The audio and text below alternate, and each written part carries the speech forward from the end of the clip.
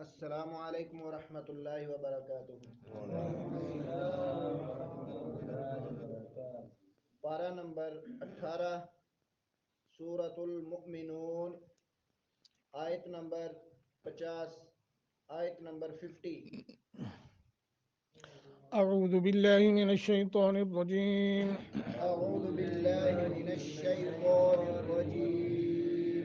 وجعلنا ابن مريم وجعلنا ابن مریم وأمه وأمه آية آیۃ وآويناهما وآویناہما إلى ربوة إلى ربوة ذات قرار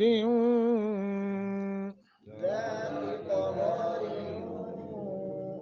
ومعين ومعين.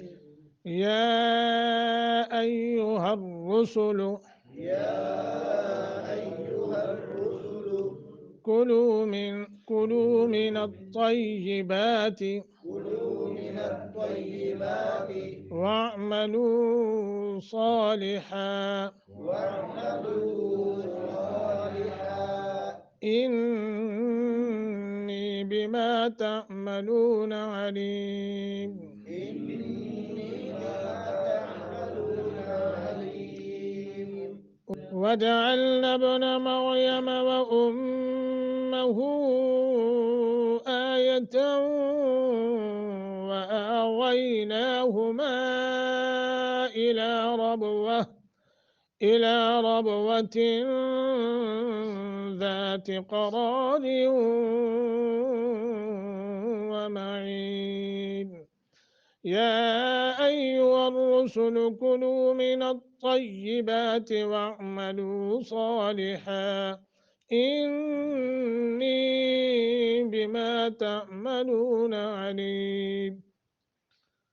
وجعلنا ابن با ساکن ہے، قلقلہ کر کے پڑھیں گے، مریم را کو موٹا، مریم جب بیٹی کو بلائیں، مریم کو بلائیں تو مریم کر کے بلائیں، وَأُمَّهُ میم مشدد ہے، غنہ کر کے پڑھیں گے، اور آگے ہا الٹا پیش ہو زمہ ہے، الٹا زمہ، اور پھر مد منفصل ہے، لمبا کر کے پڑھیں گے، آیتاں نون تنوین کے بعد واو مشدد، یرملون کا یہاں قاعدہ لگے گا، آیتاں کر کے پڑھیں گے یعنی غنہ کریں گے، وَآوَيْنَاهُمَا دونوں واو کو موٹا کرنا ہے، اور دوسری واو جو ہے اس کو بڑی نرمی کے ساتھ، حروف لین بن رہا ہے، اور ماں پہ مد منفصل ہے، لمبا کر کے پڑھیں گے، وَآوَيْنَاهُمَا إِلَى رَبْوَةٍ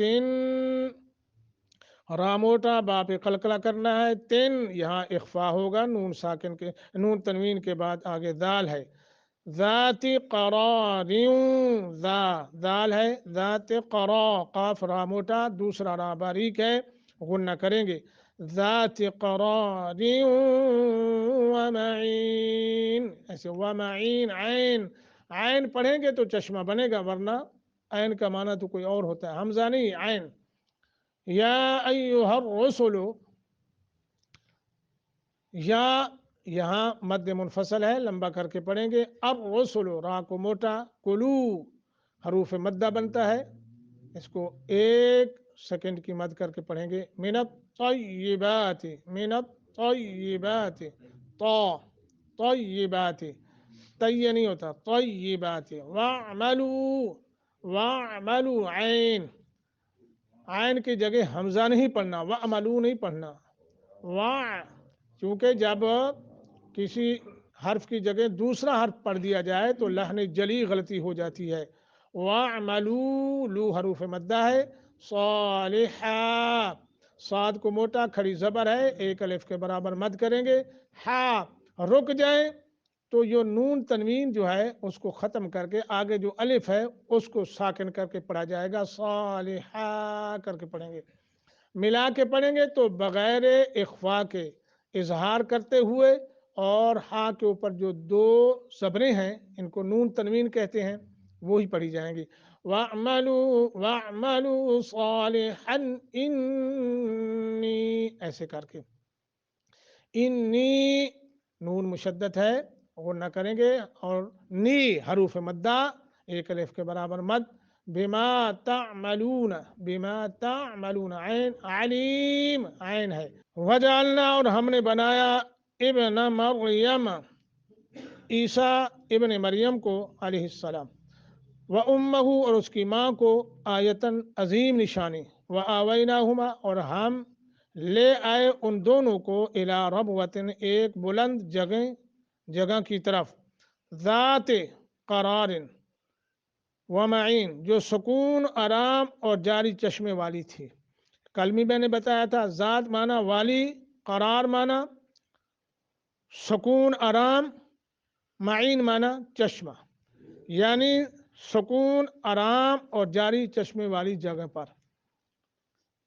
یا ایھا الرسول، اے رسولو، کلو تم کھاؤ، من الطیبات پاکیزہ چیزوں میں سے، وعملو اور عمل کرو، صالحا نیک، انی بے شک میں، بما اس کو جو، تعملون تم عمل کرتے ہو، علیم خوب جاننے والا ہوں. حضرت مریم علیہ الصلاۃ والسلام اور ان کے بیٹے عیسیٰ علیہ الصلاۃ والسلام کا اللہ نے یہاں ذکر فرمایا. آیتن میں تنوین تعظیم کی ہے، عظیم نشانی، اور واقعی یہ دونوں عظیم نشانی ہیں.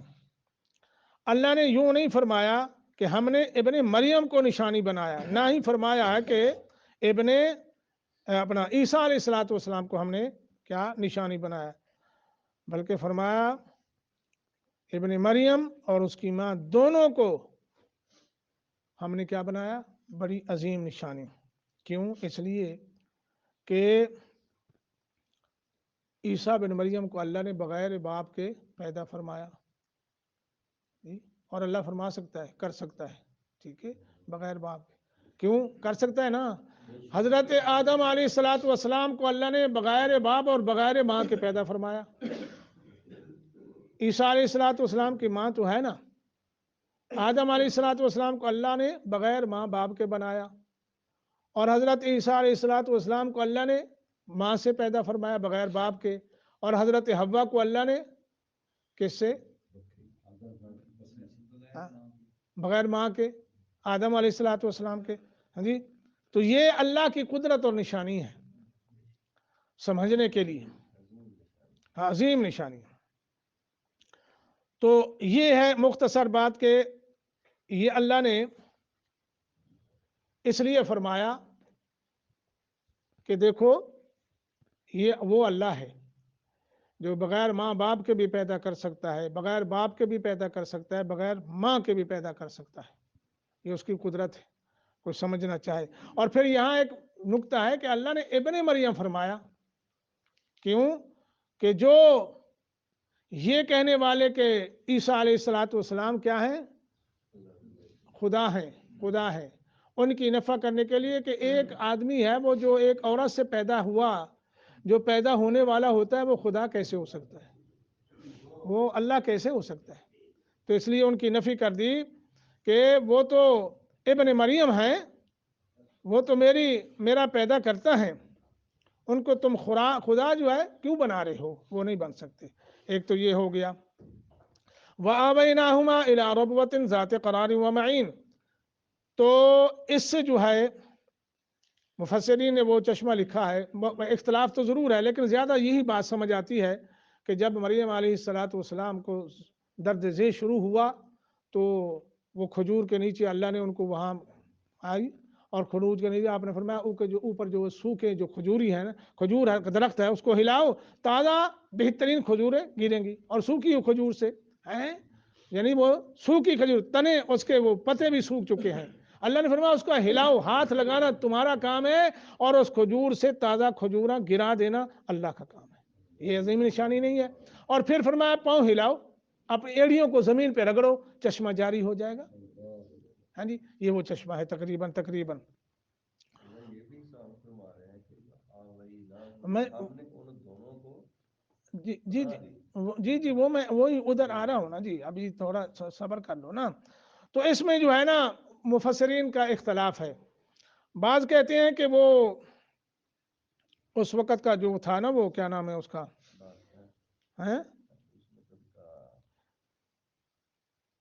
وہ جو تھا نا بادشاہ تھا، کیا تھا اس کا، جن سے نکل گیا. بہرحال اس نے اعلان کر رکھا تھا، اس کو ایک پادری نے بتا دیا تھا کہ عیسیٰ علیہ الصلوۃ والسلام جو ہے نا یہ تیرا دشمن بنے گا، یہ تمہیں قتل کرے گا.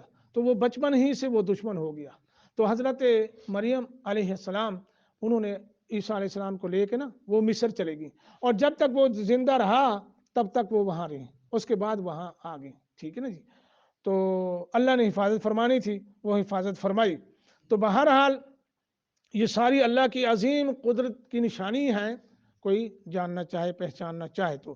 یا ایھا الرسول کلوا من الطیبات واعملوا. اب یہاں جو ہے نا مسئلہ ذرا سمجھنے والا ہے تھوڑا سا، کہ اللہ نے عام شخص کو نہیں بلکہ انبیاء رسل، اس سے معلوم یہ بھی ہوتا ہے کہ اللہ نے رسل کا لفظ جمع کا لفظ بولا ہے تو تمام انبیاء، تقریباً کتنے انبیاء رسول آئے، 1,24,000 پیغمبر آئے، اور میں سے جو تقریباً 314 کے قریب جو ہے وہ رسول تھے. تو بہرحال اللہ نے سب کو کیا حکم دیا؟ اکل حلال کا حکم دیا. ہاں جی. اور اس کے ساتھ ساتھ فرمایا وَاعْمَلُوا صَالِحًا، نیک عمل. معلوم ہوتا ہے رزق حلال اور عمل صالحہ کا آپس میں بہت گہرا تعلق ہے، اس لیے کہ عقل حلال ہی سے جو ہے بندہ اعمال صالحہ کرتا ہے، اور عمل صالحہ ہی جو ہے وہ کرنے سے دعائیں قبول ہوتی ہیں، دعائیں قبول ہوتی ہیں. تو عقل حلال کھانے سے کیا ہوتا ہے؟ بندے سے توفیق ملتی ہے کہ وہ عمل صالحہ کرتا ہے، نیک عمل کرتا ہے، اور نیک عمل ہی جو ہیں وہی سبب بنتے ہیں کس بات کا؟ کہ آدمی جب اللہ اپنے رب سے دعا کرتا ہے تو دعائیں قبول ہو جاتی ہیں.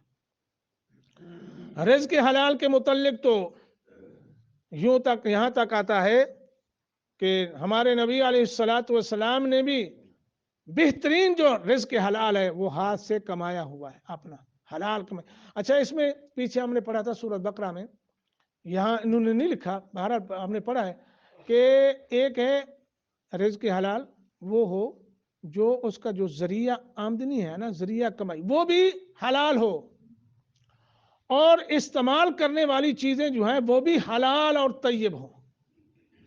ٹھیک ہے. اب یہ ہے مرغی حلال ہے، وہ مر جائے ذبح بغیر ذبح کیے، اب اس کو کوئی کھانا شروع کر دے، نہیں، ذبح کرو حلال طریقے سے.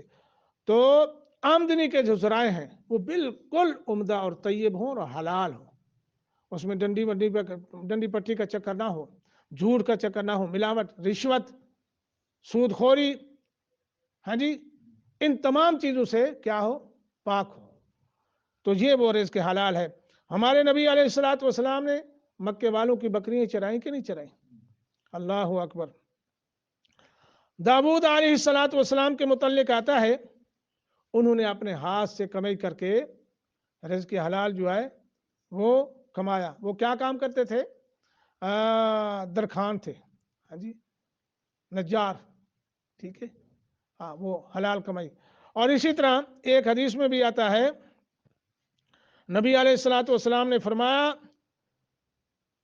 کہ ما اکل احد طعاما قط خیرا او کما قال علیہ الصلوۃ والسلام. بڑی حدیث، کسی شخص نے کوئی کھانا اس کھانے سے بہتر نہیں کھایا جو وہ اپنے ہاتھ کی کمائی سے کھائے.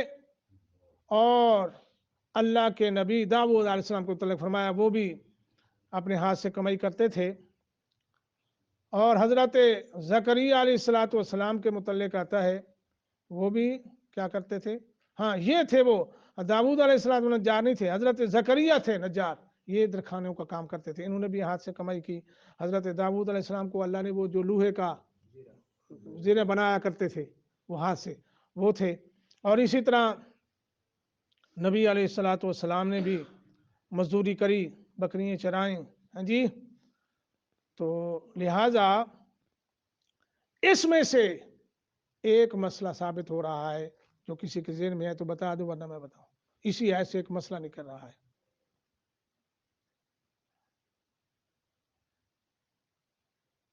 مسئلہ نکل رہا ہے کہ اللہ نے اس آیت کو پیش کر کے، عقل حلال کو پیش کر کے، یا ایھا الرسل کو پیش کر کے قیامت تک یہ مسئلہ بتا دیا کہ یہ رہبانیت جو ہے یہ قطعاً حرام ہے۔ بعض صوفی اور بعض نجومی اور بعض لوگ جو ہے اللہ کی حلال کردہ چیزوں کو بھی اپنے اوپر حرام کر لیتے ہیں۔ ہاں جی، کہتے ہیں جی وہ فلاں وظیفہ کرنا ہے، پیاز نہیں کھانا، بڑا گوشت سے پرہیز کرنی ہے۔ تو یہ عقل حلال جو ہے، جتنی بھی اللہ نے چیزیں حلال کی ہیں، نعمتیں ہیں اللہ کی، تمام نعمتیں جو ہے وہ کھا سکتے ہیں۔ اور رہبانیت کا جو طریقہ نکالا ہے لوگوں نے، اللہ نے یہاں اس آیت کے اندر اس کا رد فرما دیا۔ اللہ اکبر۔ جو لوگ اپنے اوپر جو ہے اللہ کی نعمتوں کو حرام کر لیتے ہیں، ان کو یہ جائز نہیں ہے۔ نہ ہی اللہ پاک نے کسی رسول کو یہ حکم دیا، حالانکہ سب سے زیادہ رب والا جو ہوتا ہے وہ کون ہوتا ہے؟ رسول ہوتا ہے۔ اللہ کے احکامات پر عمل کرنے والا رسول ہوتا ہے، مکمل نفس پر کنٹرول کرنے والا رسول ہوتا ہے۔ اللہ نے کسی رسول کو رہبانیت کا حکم نہیں دیا۔ ٹھیک ہے جی۔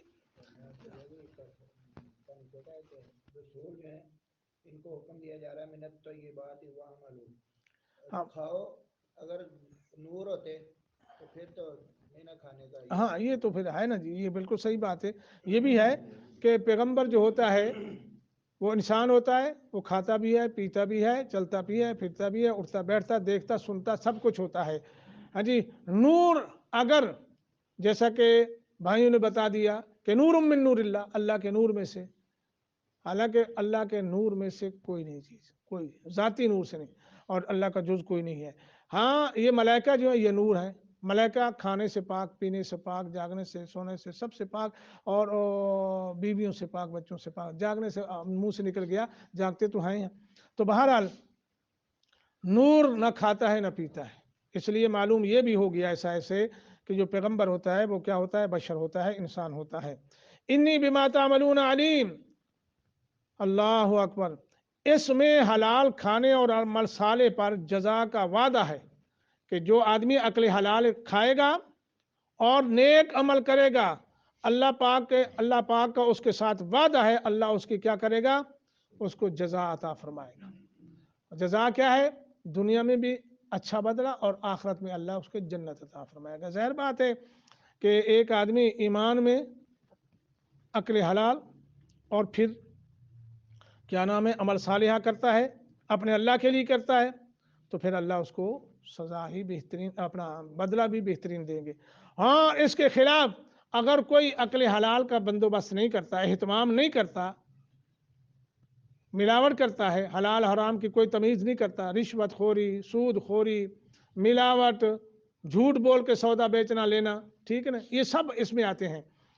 تو اس پر پھر یہ ہے کہ اللہ نے کیا سنائی ہے؟ وعید سنائی ہے، سزا کی وعید بھی اللہ نے سنائی ہے۔